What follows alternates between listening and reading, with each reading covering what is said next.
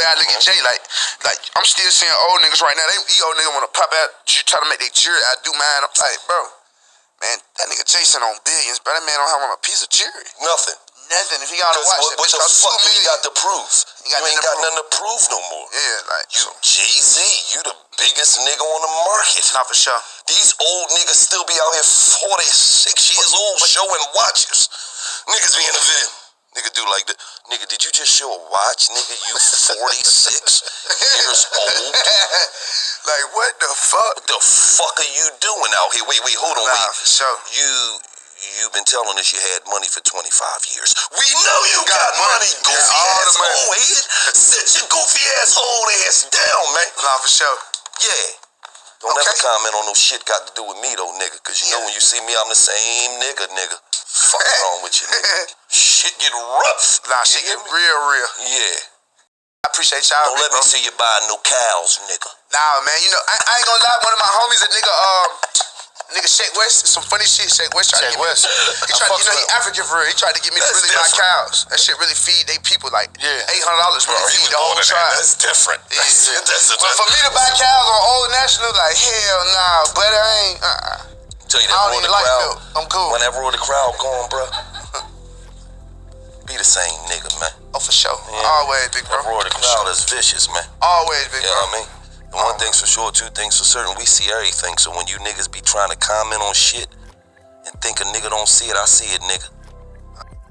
What is good, YouTube world? It's Coffee tapping back in. Y'all know what it is, man. Trying to play catch up. So much news to get to. So much ish going on in the blogosphere. A lot of stuff in this episode right here. So stay tuned. Hit the comments. It's just scary, man. Yo, is this it? Is the apocalypse coming? For real.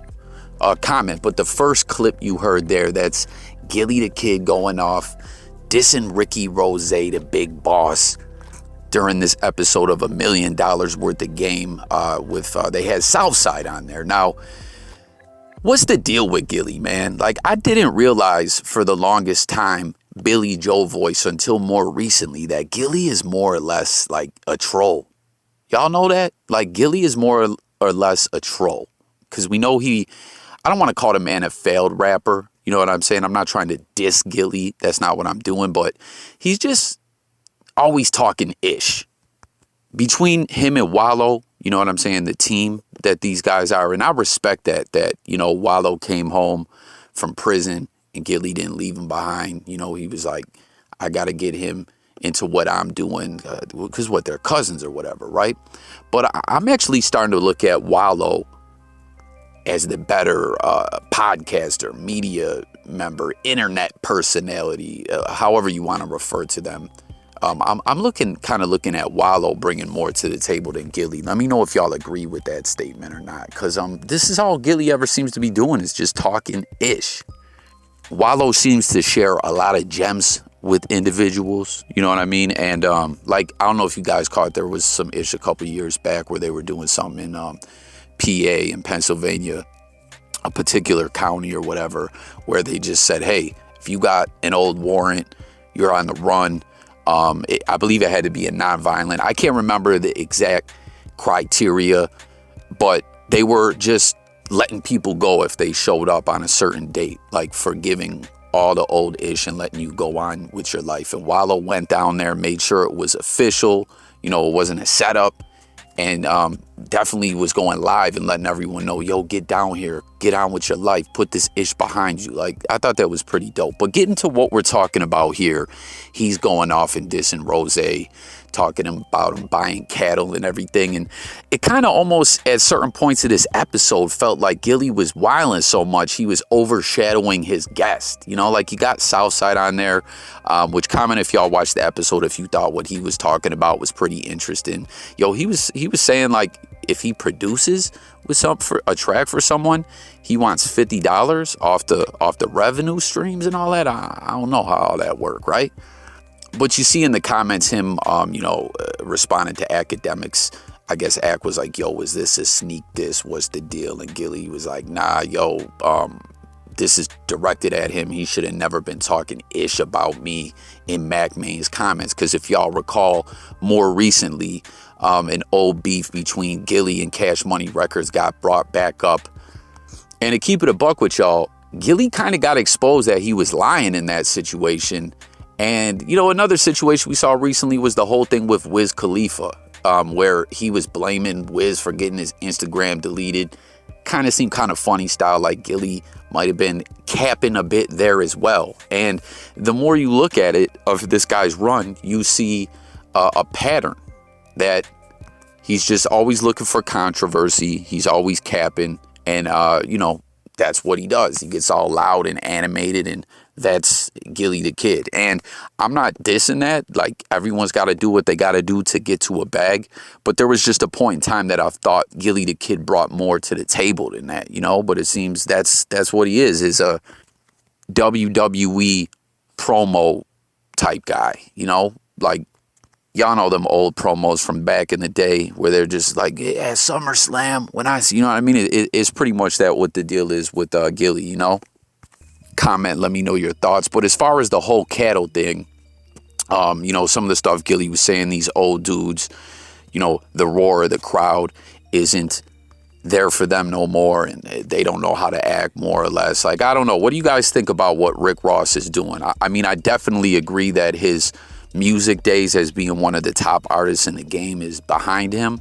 But I feel like a lot of people find it interesting when rappers sometimes share other aspects of their life with the world. You know what I'm saying? That's what on the internet, you can find different ways to tap in with the people. And I don't know what Rick Ross is doing. I mean, we seen him on his John Deere vehicles, maintaining that big property. He's got cows now. I don't know, like, maybe Rick Ross will end up with a Farmer Ricky reality show.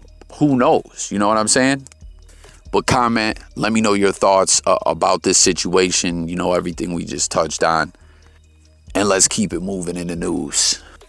All right, so I'm sure you guys might have saw recently. If you didn't, I reported it on this channel. It's been hitting the headlines. Vince McMahon, as we know, stepped down as CEO from, you know, their public traded empire, you know, and it had came out that he paid some hush money to a woman that he hired and fired. Like, hired her with an inflated salary, was piping her down behind his wife's back and everything. And when he was done with her, he dismissed her, had her sign a non-disclosure act, an NDA or whatever, and paid her some hush money. And that got leaked out, and it, you know, caused a stir of controversy. He stepped down. His daughter's currently, you know, I believe the head honcho, which at the moment, which when you look at that, you're like, yo, Vinnie Mac is still pulling the strings. He's just got Stephanie sitting in that chair, right? Well, now it's coming out that there's 3 other women that he paid hush money to. It's all this payoff money is totaling $12 million. And what do y'all think, man? What's going to be the end result of this? It's like wild that this is happening at this point in Vince McMahon's life. This dude's in like his 70s, old as hell. I wonder if his wife knew Vince was getting down like that all these years. You know what I'm saying? If you think about it, it almost sounds like one of these political families. And I believe Linda McMahon took a stab at the political world and everything. You know what I mean? But these rich families that have all, like, you know, one kid's and when I'm saying this, I'm not referring to this family, but I'm just saying like a story we've heard before where like one kid's a cokehead. You know what I'm saying? The wife flucks around on the husband's out fucking around too. You know what I mean? Like, another kid bodied someone and they paid a bunch of money to cover it up. Like, the McMahons almost seem like that type of family or something, right? As more and more ish leaks out. But what do y'all think is going to be the end result of Vince McMahon's legacy and the company that he built with all this controversy? And who leaked it out at this point in time? Someone definitely must have an axe to grind, you know, within the company, who is privy to some of this knowledge or something. It's interesting. I wonder, as the story progresses more, if we'll find out who's behind all this, you know? Because to have that kind of knowledge of some secret ish, like reportedly some of this stuff with these women dates back years, maybe even possibly decades. So someone must have some status in the company, and maybe they never, you know, got promoted to the position that they thought they should over the years. And, you know, they're getting back at old Vinnie Mac now. What do y'all think? So there's been a nuclear attack. Don't Don't ask me how or why, just know that the big one has hit, okay? So, what do? There are 3 important steps that I want you to remember. Step 1, get inside fast. You, your friends, your family, get inside. And no, staying in the car is not an option. You need to get into a building and move away from the windows. Step 2, stay inside. Shut all doors and windows. Have a basement? Head there. If you don't have one, get as far into the middle of the building as possible. If you were outside after the blast, get clean immediately. Remove and bag all outer clothing to keep radioactive dust or ash away from your body. All right, man. So this is what I was talking about with the apocalypse. Like, is life as we know over? This ish is scaring the fuck out of me. And I gotta tell y'all, man, we've been covering on this channel a lot of the ish going on. You know, the Brittany Griner situation kind of plays into the whole U.S.-Russia ish as well. You know, they're trying to do prisoner swaps. And in that situation, right, you see, we don't actually see directly what the Russian media is saying, but you hear talk of it. And then you see what the U.S. media is pushing out to the people, and you see, like, there's just so much propaganda both ways, and you never really know what to believe. And it's just wild if you think about it in the history of a lot of conflicts globally throughout history. It always seems to kind of come down to USA versus Russia, right? Like, comment if y'all, feel that as well. But, I guess reportedly over in Russia, Putin had something to say about wiping out the East Coast with some nukes. And now the New York City mayor puts out this PSA.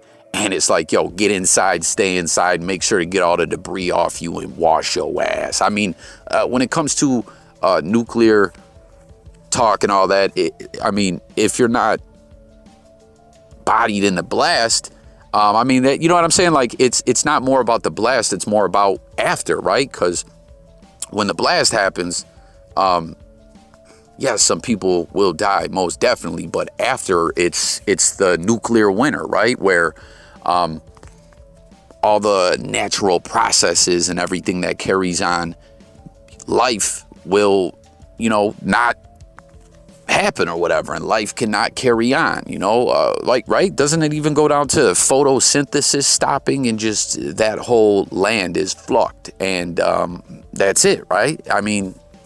So with the PSA saying stay inside, yeah, but you're fucked regardless, This is just scary, though, to see this.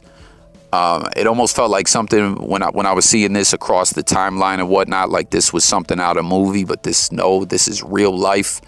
New York City Mayor Adams is saying he thinks it was a good idea to put it out. Some people are saying it wasn't. I don't know. It could definitely create a situation where people are running around shook. I don't know. I don't know what to make of this. I just reacted to it, and I want to hear y'all reaction to it as well. Can you believe this, though? Here we are, 2022, PSAs for nuclear warfare being put out there, man. You know what's odd, too? The PSA is like the woman saying, so the big one hit. Like, they're speaking as if it already happened. Isn't that kind of odd? What do y'all think? God help us all. Yo, nigga! Would you not think that was Akon in 2006? Oh, come on! Oh my God! Look at that picture! Oh, it's over, bro. It's over, bro. Come on, bro. Nigga, yo, so you told me this nigga walked on stage like, bro, I'm locked up. Bro, I ain't gonna lie. Yeah, nah, this was locked up time. So Boo would go on stage. Akon would be fucking overseas somewhere, getting the same amount of money at the same motherfucking time. Oh yeah, but it wasn't really the internet era, so like people won't really connect the same day. You couldn't check. What the fuck you gonna do? Fuck! You gonna go back overseas? You ain't gonna check. There's no way to check. These niggas was going crazy, bro. These niggas had so much money. Oh my god. That's a good fucking finesse. Yo, I'm gonna keep it 100 with you. Only African niggas could pull that off. I'm gonna keep it 100. Of course, nigga. That's a straight African nigga right there. He pulled it off. Salute to that nigga Akon, man. Them niggas had so much money. I can't even be mad at nobody. And then to close things out, man, how about that Akon? T-Pain recently shares with DJ Academics that Akon used to be out here with, what is that, his twin brother, or his brother that looks a lot like him, double dipping on show money. You know what I'm saying? I'm on this side of the world, you're on that side. We both gonna get paid. And that's what it is. You know, pre-internet era, they couldn't really check the way they can now. You know how it is now with the blogosphere, the way everything moves. Information, you know, people find out online before people find out in real life. But man, Akon really was a dude that made a lot of crazy moves. And it seems he was always very conscious of how to get, you know, raise those revenue streams from day one. And as we see now, he's building cities and all kinds of ish. And yo, don't forget too, Akon, as far as in the, like, was feared, basically. He was not a dude in the industry that people wanted to go up against. Never forget, Akon had Suge Knight telling on one of his entourage members. Suge Knight was snitching. You know what I mean? But, yeah, Akon getting that bread. What do y'all think about that? And it's interesting to hear from T-Pain again, right? Like, this was a dude that, for however many years, took over the industry. Like, all you heard was T-Pain playing. And, the amount of hooks he did as well. Like, he had a lot of his own ish was doing big numbers and all that, but also, like, as far as someone doing choruses and hooks on songs when he was in his prime, almost rivals Nate Dogg's numbers as far as being the master of the hook, you know. But that concludes this video. Thanks for tuning in. Stay tuned. It's Coffee trying to play catch up out here. Ish has been hectic lately. I apologize to everyone who flux with me, but let's talk in them comments. I'm out of here, guys. Peace.